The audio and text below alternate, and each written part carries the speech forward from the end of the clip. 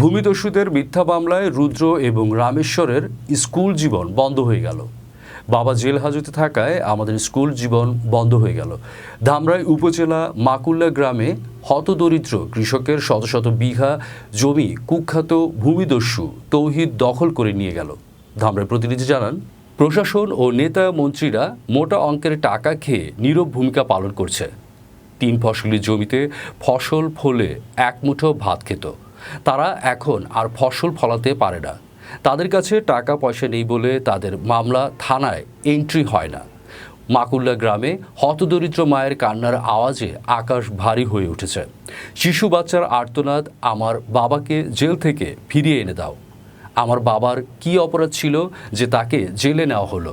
কৃষকের রক্ত চুষে নেতামন্ত্রীরা ঢাকায় ফ্ল্যাট বাড়ি গাড়ি করে। কৃষকেরা বলে আমাদের শত শত বিঘা 3 ফসলি জমি দখল করে নিয়ে গেছে। তাই শিশু বাচ্চাদের আর্তনাদ, নিজ জমি ফেরত চাই। ইতিহাস কথা বলে, লক্ষ শহীদের রক্তের বিনিময়ে এই দেশ স্বাধীন হয়েছে। সেই স্বাধীন দেশে এরা স্বাধীনভাবে বসবাস করতে পারতেছে না।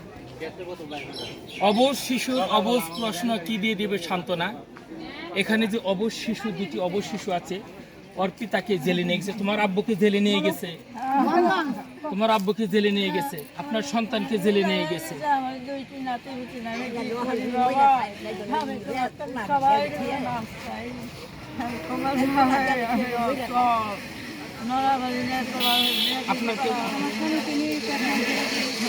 আপনার হাজবেন্ডকে জেলে নিয়ে গেছে।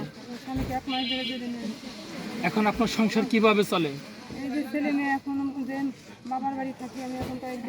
পরে স্কুলে যায় না?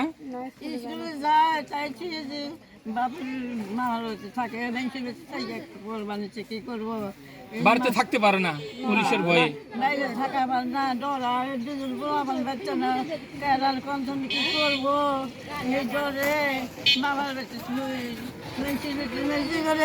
আপনার ছেলেকে জেলে নিয়ে গেছে? আমার ছেলে জেলে নিচ্ছে 1 মাসের বেশি হয় ভাই।